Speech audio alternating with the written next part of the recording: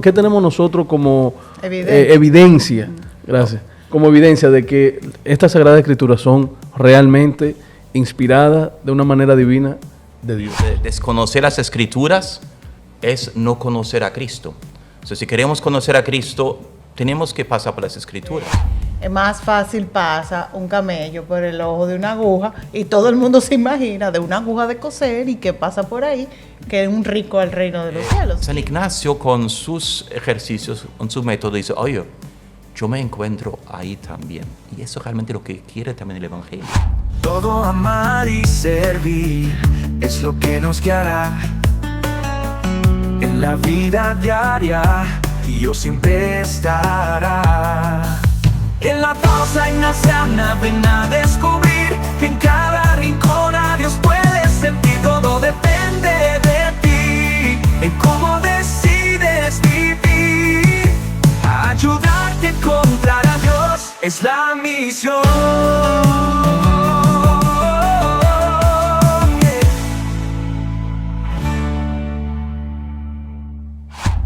Hola, bienvenidos a un nuevo episodio de La Pausa Ignaciana. Así es, Carolina, hoy nos acompaña, o mejor dicho, hoy tenemos la compañía de un sacerdote muy querido por nosotros, que es nuestro querido padre Martin Lenk. El padre Martin Lenk es el superior de los jesuitas de la provincia Caribe, el superior provincial, y no lo vamos a creer, pero sí es alemán y tiene más de 30 años viviendo en República Dominicana. Sin más, entonces con nosotros, padre Martin. Bueno, muchas gracias. Bienvenido. Gracias. Y gracias por decirnos que sí y apoyarnos en este proyecto tan bonito que tenemos Fer y yo. Con mucho gusto. Qué Encantado bueno de estar aquí con ustedes. Qué bueno. Nosotros hablábamos de que queríamos empezar preguntándole, ¿dónde usted aprendió a hablar español? Bueno, llegué aquí primero en el 82, eso hace más de 40 años, y de hecho aprendí bien a hablar español en el Cibao. Pero ya me lo he quitado un poco todo ahí, pero estamos aquí Pero todavía. entonces usted es aguilucho, padre. Bueno, claro que sí. Ah, bueno, igual que yo. Me gusta. Sí, bueno. Bueno, Nada. entonces hemos traído como el tema para ver hoy aquí juntos la verdad en las Sagradas Escrituras. Así es, padre. Sí, creo que es muy fundamental preguntarnos por las Sagradas Escrituras. San Jerónimo en un famoso texto dice, desconocer las Escrituras es no conocer a Cristo. O sea, si queremos conocer a Cristo, tenemos que pasar por las Escrituras. La revelación de Dios pasa por la Biblia, por la Sagrada Escritura, ¿no? También si una pausa ignaciana, si vemos los ejercicios de San Ignacio, casi la mayor parte de esos ejercicios, de hecho 3 de las 4 semanas, se enfocan en meditaciones sobre textos bíblicos, básicamente de los evangelios. Entonces está la pregunta, ¿y dónde está la verdad de esos textos, ¿no? ¿Cómo habla Dios a nosotros en la Escritura? ¿Cómo podemos entender lo que Él nos quiere decir? La palabra se ha hecho carne, dice la Sagrada Escritura mismo, ¿no? Entonces, de alguna manera, por esto la Sagrada Escritura es esa realidad humana y divina también, como el mismo Cristo que nos está hablando. Así es. Interesante. Y, padre Martín, ¿cómo esa verdad se transfiere como verdad en esa Sagrada Escritura? ¿Qué tenemos nosotros como evidencia? Gracias. Como evidencia de que estas Sagradas Escrituras son realmente inspiradas de una manera divina de Dios. Fíjate, es una pregunta muy buena. ¿Qué significa la inspiración? Estamos hablando de la Sagrada Escritura como textos inspirados, pero ¿qué quiere decir esto? Hay como una idea de la inspiración que a veces hasta en las imágenes y pinturas parece así, como que Dios utiliza a un autor humano simplemente como un instrumento, como yo utilizo, por ejemplo, a un lapicero. El lapicero no piensa, lo que pienso soy yo. Pero no es así. No es así, sino Dios inspira a personas humanas con sus capacidades humanas. Hablan en lenguaje humano, con sus conocimientos humanos. Él utiliza a esos seres humanos concretos. O sea que es por eso palabra realmente humana y realmente divina. Por eso si queremos conocer la verdad de la Sagrada Escritura, tenemos que preguntarnos qué quiso decir el autor humano para poder llegar a la palabra de Dios, a la palabra divina. Entonces, no es como si el autor, vamos a suponer el Evangelio de San Marcos, no sabía tan bien el idioma griego como San Lucas. Entonces, evidentemente lo podemos ver en el texto. Dios no va a eliminar esto. Sin embargo, Él inspira con su Espíritu Santo para que realmente nos digan que nosotros tenemos que saber. Entonces, creo que hay un tema ahí como que la gente se pregunta muchas veces, si Dios habla, si es palabra de Dios, Dios no se equivoca y Dios no engaña. Entonces no puede haber error en la Sagrada Escritura.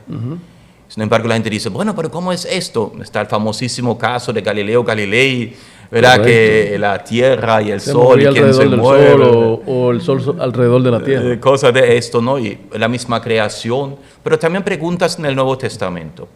Preguntamos, por ejemplo, sobre los mismos textos del Evangelio. Y fue verdad que Jesús multiplicó los panes, caminó sobre las aguas. Hizo milagros, sanó a los enfermos, resucitó a los muertos, ¿no? ¿Qué podemos decir de esto? ¿Qué significan esos textos? ¿Cómo lo podemos entender más profundamente, ¿no? Entonces, yo creo que ha sido una pregunta que muchas veces ha estado como en el aire. Y quisiera decir algo sobre esto. Claro, adelante. Bueno, entonces, fíjate, el Concilio Vaticano II, que es como esa gran asamblea de los obispos de la Iglesia Católica, que se reunió del 62 al 65 del siglo pasado, para definir como algunas preguntas de la Iglesia, de la fe para el mundo de hoy. También se pregunta en la Constitución dogmática sobre la revelación de Iverbum, sobre la inspiración. Y dice lo siguiente, tengo aquí un chivo para leerlo.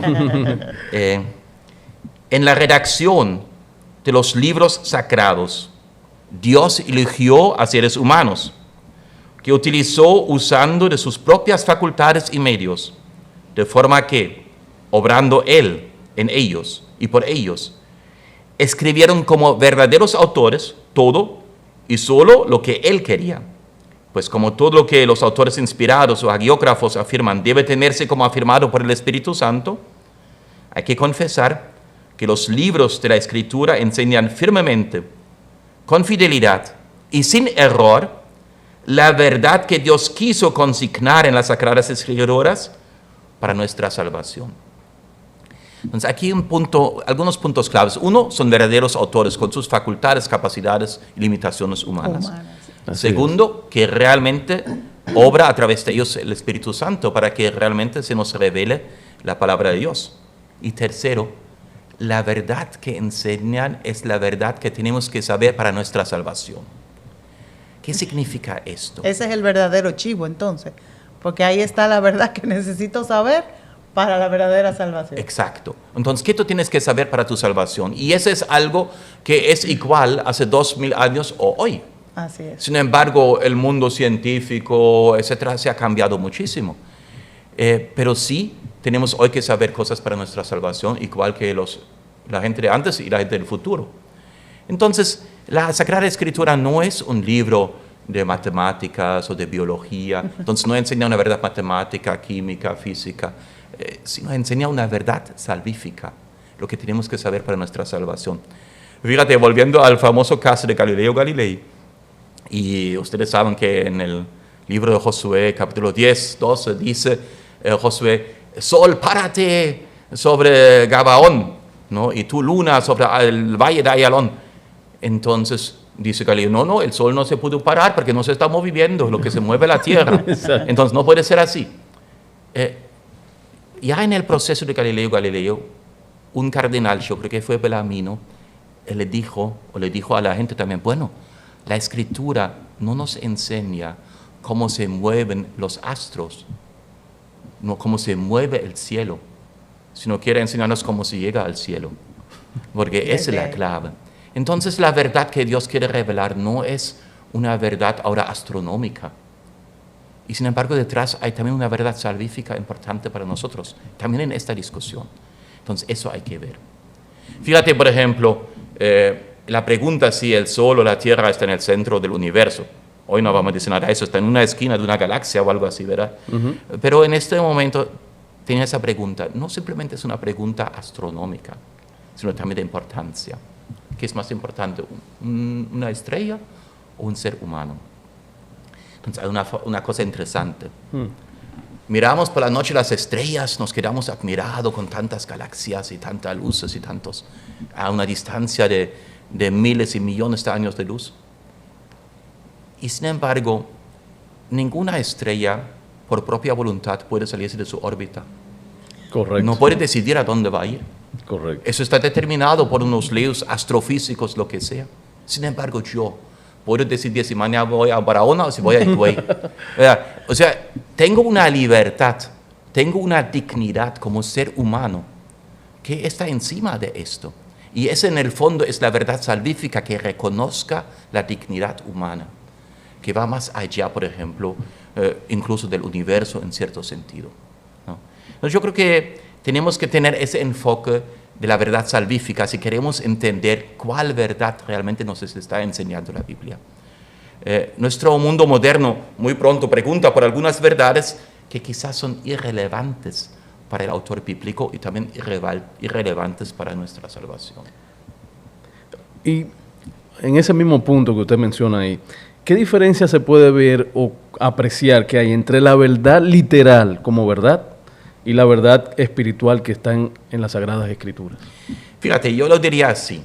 Literal, como sentido literal. O sea, como sentido literal de verdad. Como Sí. hablamos, o sea, el sol sabemos que está fijo en un punto y quien se mueve alrededor del sol es la Tierra. Es una verdad.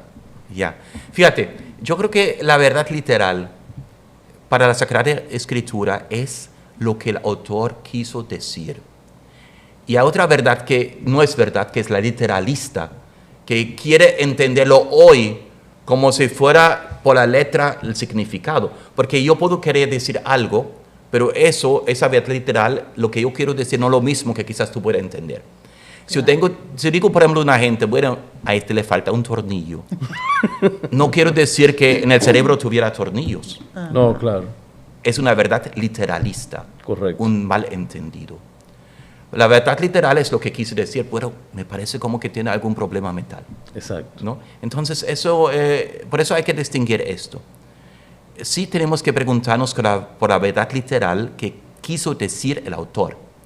Porque la palabra divina se expresa en palabra humana y tengo que saber qué el autor humano quiso decir para poder acercarme a lo que quiere decir Dios a mí. Correcto. ¿No? Sin embargo, la verdad literalista que toma todo al pie de la letra, malinterpreta, no entiende, porque no se pregunta por el carácter histórico de la palabra. Fíjate que, de hecho, esa lectura, que también la llamamos también fundamentalista, niega de alguna manera la encarnación, porque es una realidad histórica, encarnación, la palabra es encarnada. Entonces, por eso tiene las limitaciones, pero también la grandeza de vivir en la historia. Y por eso tenemos que preguntarnos por una interpretación histórica crítica, como dicen algunos, ¿qué realmente quiso decir esa palabra? Por eso nos preguntamos por géneros literarios, formas, y todo esto para realmente saber qué quiere decir, porque de otra manera no entendemos, ¿no? Y es a veces no tan fácil, porque estamos enfrentando textos que quizás tienen 3.000 años en el Antiguo Testamento y casi 2.000 años en el Nuevo. Ahora mismo me llega uno a la mente que es siempre como motivo de mucha confusión, es el de más fácil pasa un camello por el ojo de una aguja y todo el mundo se imagina de una aguja de coser y que pasa por ahí, que es un rico al reino de los cielos. Y si nos vamos al contexto, ¿verdad? La aguja era otra cosa, era una puerta, ¿verdad?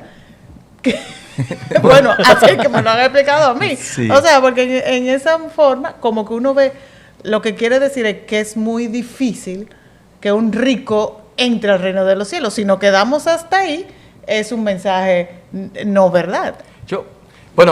Hay una interpretación de eso, que hubiese una puerta de Jerusalén que se llamaba aguja, y que un camello que si se apretaba un poquito, quizá podía pasar. Pero yo creo que también esa expresión explica lo imposible. El camello es el animal más grande que conocían, como no había elefantes por allá, entonces hablan de los dinosaurios, habían ido ya. Hablan de camellos.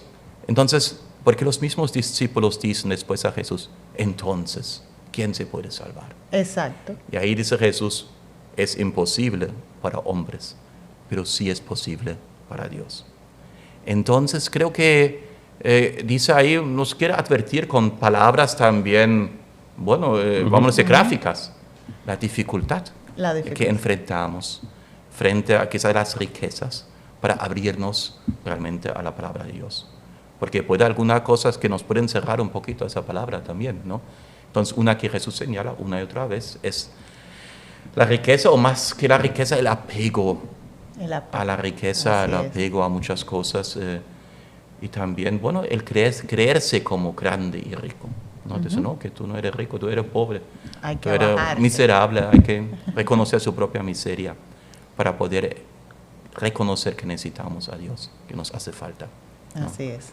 Y en ese mismo orden, por el contexto histórico de las Sagradas Escrituras, ¿qué criterio utilizó la Iglesia para definir cuáles iban a ser las Sagradas Escrituras? O sea, ¿cuál fue el criterio? ¿Cuál fue la inspiración divina que tuvo en ese momento la Iglesia dentro del contexto histórico para lo que tenemos hoy en día? Sí.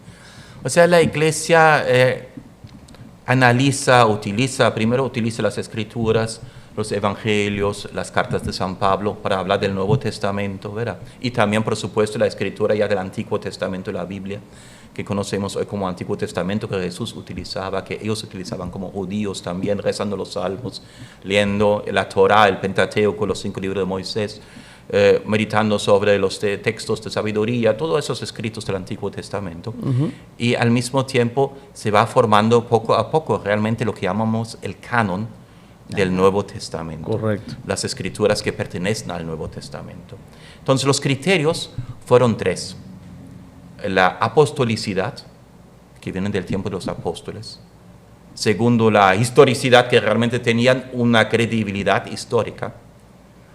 Y tercero, que sean aceptados por la Iglesia, que sean ortodoxos, que enseñan la verdadera fe. Entonces también de la Iglesia. Entonces así se va definiendo. Muy pronto tenemos los 4 evangelios y una colección de cartas de San Pablo. Poco a poco se van agregando otros, algunos se discuten, y realmente es en el Concilio de Nicea 325 después de Cristo cuando ya se va definiéndola fijamente cuál es el canon del Nuevo Testamento. Pero ya del comienzo del siglo II tenemos diferentes listas del canon, y hasta manuscritos con diferentes escrituras donde tenemos ya más o menos el canon que utilizamos hoy del Nuevo Testamento. Saben que después aparecen muchos evangelios que dicen muchísimos disparates, sí, y están escritos al estilo de un evangelio, se reclaman de tener autores, ¿no? Sí. Apostólicos, pero son escritos que realmente nos pueden engañar, aunque algunos no, algunos son simplemente escritos devotos que no dicen errores, pero tampoco son verdad históricamente hablando, como el Evangelio de Santiago, por ejemplo, del cual la devoción de la Iglesia ha sacado muchos elementos, aunque no pertenece al Nuevo Testamento, ¿no? Y otros que enseñan cosas que así no lo podemos creer, como el Evangelio de Santo Tomás, aunque es muy viejo, tiene elementos interesantes, muy parecidos a los Evangelios sinópticos, pero también enseña cosas que no son así, ¿no? Muy bien. Padre, y una pregunta, ahí ya como hablando un poquito, pasándonos un poquito a los Evangelios en la espiritualidad ignaciana, y usted mencionaba 3 de las 4 semanas están amparadas en los Evangelios. ¿Y eso por qué sería así? O sea, ¿cuál es la razón para el que quiera conocer un poquito más de ejercicios espirituales? Sí, creo que el encuentro con Cristo es la clave de los ejercicios. Y para encontrarnos con Él realmente nos ayudan los Evangelios. Y ahí también se nos dice algo fundamental sobre la verdad de los Evangelios. Porque la verdad de los Evangelios no es una verdad simplemente de lo que pasó, sino es una verdad también para nosotros hoy. Un ejemplo. Jesús sana a un ciego, el ciego de Betsaida. Muy bien. Bueno, el ciego pudo ver y ya. El pobre hombrecito de Betsaida se murió después. ¿Qué importancia tiene eso para mí? A primera vista, ninguna. San Ignacio, con sus ejercicios, con su método, dice, oye, yo me encuentro ahí también. Y eso es realmente lo que quiere también el Evangelio. Porque el evangelista Marcos, en su capítulo 8, por ejemplo, enseña lo del ciego de Betsaida para decirnos algo sobre nosotros, sobre la comunidad de Marcos en Roma o sobre la comunidad de nosotros en Santo Domingo hoy. Es decir, de alguna manera me encuentro yo también, por ejemplo, en el ciego. No sé, vivimos en un momento, no sé qué hacer. ¿Qué debo hacer en este momento? ¿Qué me ilumina? Estoy como ciego. Entonces, quizás hay que dejarse llevar donde Jesús. Fíjense, el ciego de Betsaida llega donde Jesús porque otros lo llevaron a él, ¿no? Entonces, qué interesante. Y Jesús le impone las manos y comienza a ver, pero todavía no ve claro. Dice que vio una gente caminando como árboles. Que como que dice, oye, pero que Jesús como que no pudo hacer un milagro completo, lo hizo como a media. Quedó por mitad. ¿Dónde estaba el poder de él? No. El aprender a ver, a conocer la voluntad de Dios, es un proceso. No lo conocemos de una vez. Es un camino que hay que recorrer. Y Jesús tuvo que tocarle otra vez y orarle otra vez para que podía ver claramente. Entonces, eso tiene que ver con nosotros. Nosotros nos acercamos a Él, queremos ver y queremos seguirle a Él, queremos conocer qué significa que Él es el Cristo, que Él es el Mesías, ¿no? Entonces, yo creo que esa es la manera como también conocemos la verdad de las Escrituras. De hecho, creo que la verdad de las Escrituras se nos revela en 3 pasos. El primero es escuchar y leer el texto, lógico, ¿no? Y tratar de entender lo que quiso decir. Ahí está la pregunta, pero el significado literal. Exacto. San Ignacio explica esto como traer la historia a la memoria. ¿Se recuerdan? Hay un preámbulo en las meditaciones. Primero tenemos que imaginarnos la historia. Correcto. Y hasta composición del lugar. Correcto. Imaginarnos cómo fue el lugar. Pero San Ignacio también dice, bueno, para esa composición del lugar no es realmente importante que haya ido al lago de Galilea para poder componerme el lugar, que Jesús está caminando por el lago de Galilea, sino es también, lo compongo también en mi mundo, como los pintores medievales pintaban a Jesús en un paisaje medieval. Correcto. Y los pintores quizás contemporáneos lo podrían pintar también en el mundo de hoy. Entonces yo compongo ese lugar. Pero después lo segundo es meditarlo, contemplarlo. Eso es la pregunta que me quiere decir ese texto hoy. Ahí realmente estoy acercándome a la verdad de ese texto, cuando Cristo me habla a través del texto, ¿no? Porque no se trata como tener la Escritura aquí en un libro, sino que me hable claro. A mí. Claro. Y el tercer paso para realmente conocer la verdad es cuando lo ponga por obra. Hay verdades que solamente se conocen cuando se actúa, cuando se lo pone por obra. Creo que es algo muy fundamental, porque a veces se nos hace difícil hasta creer. Pero si pongamos la fe por obra, como se evidencia la verdad también. Entonces, ahí también hay una prueba de la verdad. Oye, vamos a vivir según esta fe cristiana católica. Entonces tú verás que es verdad cuando tú lo ejecutas y cuando tratas de vivirlo, ¿no? Entonces yo creo que hay como esos 3 pasos también de la verdad. Ver la situación, escuchar la versión histórica, después orarlo. ¿Cómo se aplica? Y después como también, como Jesús dice, denle a ustedes de comer. O como dice, haz tú lo mismo, ¿verdad? La parábola del buen samaritano al final dice, haz tú lo mismo. Claro. Cuando tú haces lo mismo, tú vas a darte cuenta que eso es verdad. Entonces, ¿qué papel juega la oración en eso? Sí. O realmente en ese discernimiento de la verdad. ¿Qué papel juega? ¿Qué peso tiene la oración en ese momento? Creo que la oración es realmente ahí el momento en que yo trato de escuchar lo que Cristo me está diciendo a través de ese texto, lo que el Espíritu me inspira en ese texto que me dice, y también después poner eso, hablar con el Señor sobre esto, sobre lo que dice aquí, y sobre eso que tiene que ver eso con mi vida también, o con la vida de la comunidad. El Papa Benedicto, en su libro sobre Jesús de Nazaret, en la introducción al primer tomo, dice algo muy interesante. Dice que la Sagrada Escritura tiene 3 autores. Dios como autor, el primero. Segundo autor es el hagiógrafo, el que escribió el texto, sí. el instrumento humano que también pone todo lo suyo. El tercer autor es el pueblo de Dios, porque dice que cuando el pueblo de Dios, la iglesia, la comunidad lee la escritura, la palabra es una presencia. Porque tampoco puedo yo pensar que yo solo puedo conocer esto. Necesito leerlo también en comunidad. De hecho, ha habido muchas confusiones porque gente ha leído la Biblia y han tenido una inspiración, creen que tienen una inspiración de Dios y dicen, eso ahora la verdad, yo lo sé. Y todos los otros están equivocados. No, no es así. Es un texto que se lee en comunidad. Ya vimos que el canon lo conocemos, los textos que pertenecen a la Biblia, a través de una lectura de la comunidad, de la iglesia. No es un libro que cayó del cielo. También la iglesia en un momento dijo, esto es la Sagrada Escritura, ¿no? Y de hecho fue, bueno, desde del segundo siglo en adelante, la Iglesia Católica que está formando y diciendo, oye, ahí encontramos la Sagrada Escritura en estos textos, y este pertenece y esto no va, ¿no? Entonces, pero también la comunidad lee junto para poder entender qué nos dice la Escritura. Y como usted dice, leemos en comunidad, ¿verdad? Leemos todos juntos. Y el mismo texto lo estamos escuchando nosotros tres, y cada uno le da su verdad, vamos a decir, o identifica cuál es el mensaje que Dios tiene para mí.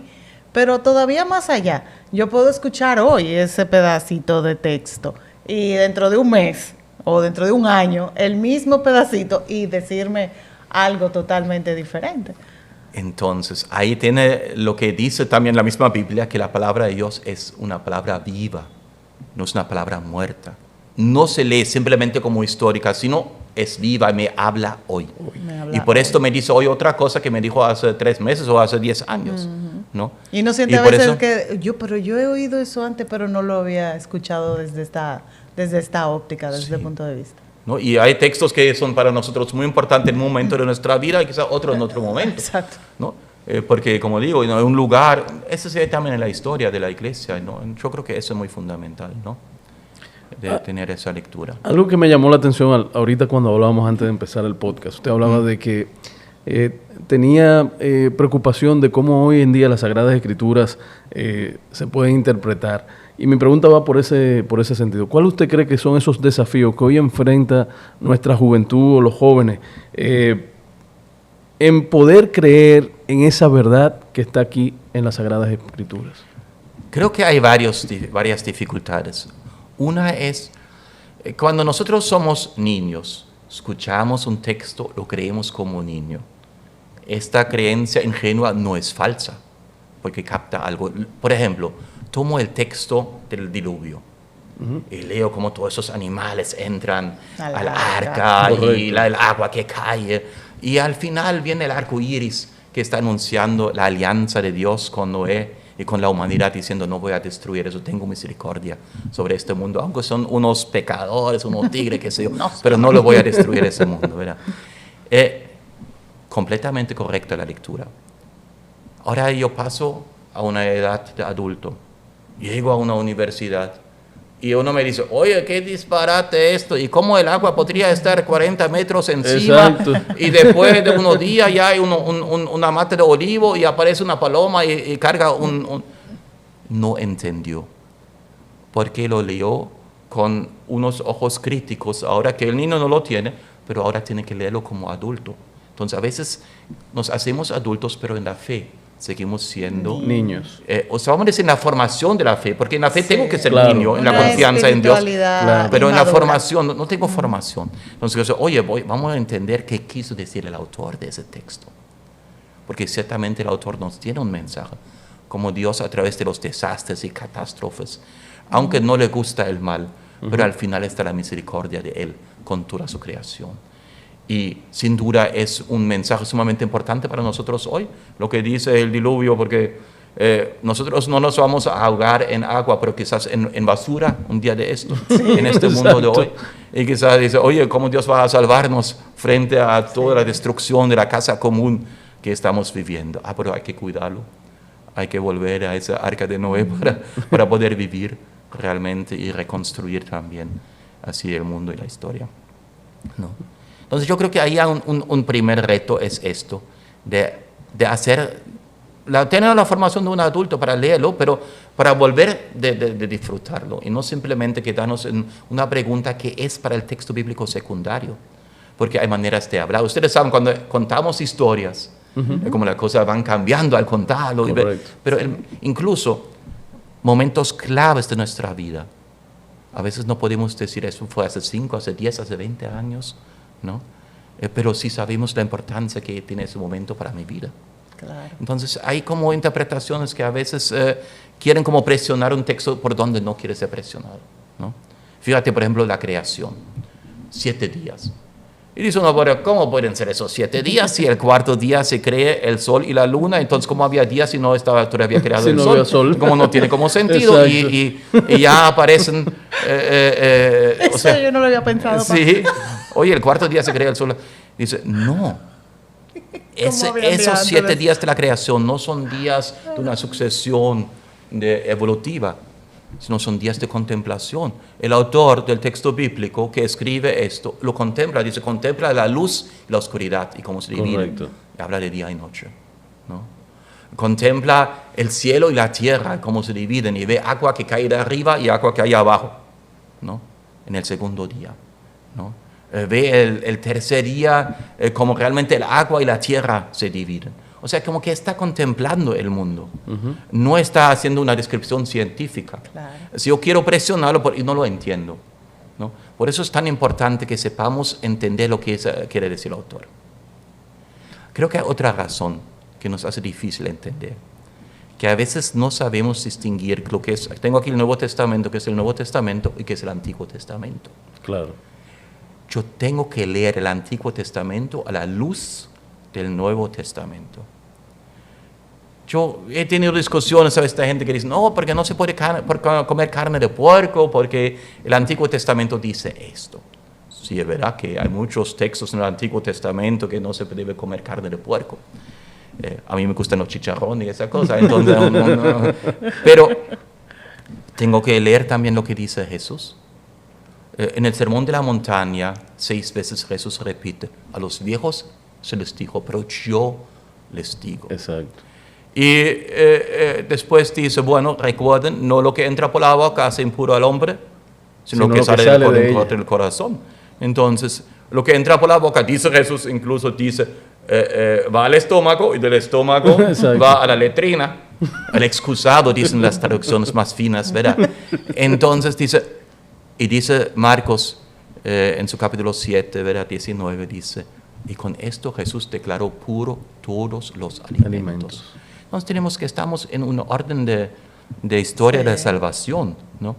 Entonces a veces hay confusiones por esto, dicen, no, el sábado, y la carne de puerco, y esto, lo otro, ¿no? No, el Antiguo Testamento es palabra de Dios, por supuesto, pero también hay que leerla a la luz del Nuevo Testamento. Hay que leerla como una promesa que haya su cumplimiento, porque dice Jesús, yo no he venido a abolir la ley del Antiguo Testamento, sino a llevarlo a plenitud, a cumplirlo, ¿no?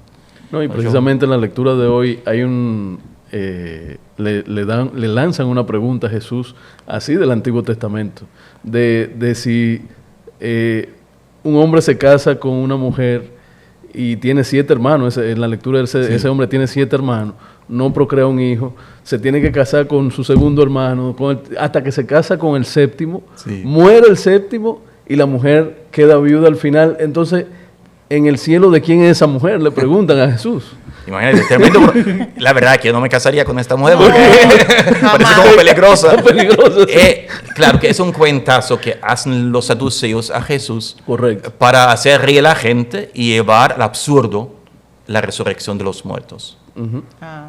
Y Jesús da una respuesta tremenda también, porque dice, oye, pero ustedes nunca han leído lo que dice Dios en la Torah, ¿verdad? En el centro de la Torah, en Éxodo capítulo 3 a Moisés, Dios de Abraham, Dios de Isaac y Dios de Jacob. Dios no es un Dios de muertos, sino de vivos, porque para Él todos están vivos. ¿Qué explicación más tremenda, interpretación del Antiguo Testamento de Jesús para decir, no, las cosas no son así, sino para Dios los muertos están vivos. Por eso es el Dios de Abraham, de Isaac y de Jacob, y también el Dios de nosotros, el Dios de Jesucristo, ¿verdad? Porque Él resucita a los muertos, porque en Él todos están vivos. Entonces es un tema como de interpretación de la Sagrada Escritura y que son importantes, porque realmente hay un proceso de comprensión también a lo largo de la historia. No que inmediatamente se entiende todo igual, hay un proceso de comprensión, pero el Dios del Antiguo Testamento es el mismo que el del Nuevo, no es otro Dios, ¿verdad? Claro. Eso está claro, ¿no? Pero definitivamente Jesús le dio una connotación a ese Dios totalmente, o no totalmente, un poquito diferente a la que veníamos, o la que se creía que el pueblo tenía en ese momento. De ese Dios castigador, de ese Dios, digamos, si leemos tal cual como están las Escrituras, sí, obviamente. Sí. Muchas veces también nosotros, como quizás, por eso también es importante leer y conocer, ¿verdad? Jesús dice en el Sermón de la Montaña, a los viejos se les dijo ojo por ojo, diente por diente, que es una cita del librito de la Alianza de Éxodo 21. Entonces después dice Jesús, pero yo le digo, amen a sus enemigos, etcétera, ¿no? O sea que hay una nueva interpretación, claro, una nueva luz. Sin embargo, en el Antiguo Testamento, el ojo por ojo, la ley del talión, como se dice, también era como limitar la venganza. Porque antes tú escuchas a Caín, dice, no, que será vengado 7 veces. Y Lamec dice 77 veces. Ese como uno dice, no, si tú me has hecho algo, te hago lo mismo, pero más fuerte todavía. Más fuerte. ¿No? Entonces, no, hay que limitar. Es un principio de justicia. Pero ahora Jesús quiere superar esta justicia a través de la ley del amor, que va más allá, ¿no? Entonces, yo creo que eso es muy importante. Fíjate, el Dios del Antiguo Testamento se muestra a veces como ese Dios fuerte, ¿no? Pero creo que volvamos a ese texto central de la zarza ardiente que Jesús cita, Dios de Abraham, Isaac y Jacob. Exactamente. Ahí dice Dios a Moisés, bien yo he visto el sufrimiento de mi pueblo y su grito ha llegado a mi oído. Y por eso voy a sacar ese pueblo de la casa de la esclavitud y lo llevaré a una tierra espaciosa y fértil que emana leche y miel. Eso es el corazón de Dios, de la misericordia, de amor a este mundo. He bajado del cielo porque he escuchado el clamor de este pueblo. Y es el mismo Dios que hoy escucha el clamor del pueblo. Dios misericordioso. Y llega a su corazón, ¿no? Y que quiere realmente decir, oye, tienen que hacerlo algo ustedes. Ahí está la verdad de la Escritura cuando lo actamos. Porque dice a Moisés, voy a librar al pueblo, pero vete tú ahora a Faraón. Y Moisés dice, y no eres tú que lo vas a hacer y ahora tengo que ir yo. Así es, Dios lo va a hacer, pero a través de ti y contigo. Claro. Tenemos que nosotros también, y creo que ahí también. Qué mejor manual, ¿verdad? Que las Sagradas Escrituras. Exacto. Claro que sí, así es, Padre. Bueno, Padre, nosotros hemos llegado al final de nuestro podcast.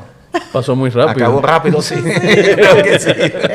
¿Cómo se sintió con nosotros? No, muy bien, muchas gracias. Yo creo que hay muchas cosas que decir todavía sobre esta escritura, pero bueno. Definitivamente. Claro sí. Pero creo que dimos una idea muy profunda, a pesar del corto tiempo, de lo que son las Sagradas Escrituras y el impacto que tienen hoy en día. Y que la verdad es que, como comentábamos ahorita, o sea, cada vez que leemos la Sagrada Escritura, el mismo pasaje, nos da un mensaje diferente. Ahí se reconfirma que son palabras que están vivas y no son palabras que están escritas en un contexto histórico, sino en un contexto de vida, independientemente del momento, pasado, presente o futuro. Muy bien. Y como base de los ejercicios espirituales que se hacen, ¿verdad? Utilizando las Sagradas Escrituras, de verdad que ha sido uno de los grandes regalos que nos ha dejado Dios, que perdura a través del tiempo, que tiene su vida propia y que está viva y que nosotros podemos aprovecharla cada día. Bueno, así que leer esa escritura y de ahí llevar la palabra a nuestros corazones y a nuestras manos también. Así es. Así es. Gracias, Padre. Gracias a ustedes. Bueno, pues gracias a todos por acompañarnos y le vamos a recordar, como siempre, que nos sigan en nuestro canal de YouTube y en Spotify. Gracias. Todo amar y servir es lo que nos guiará en la vida diaria, y Dios siempre estará. En la pausa ignaciana ven a descubrir que en cada rincón a Dios puedes sentir. Todo depende de ti. en cómo decides vivir. Ayudarte a encontrar a Dios es la misión.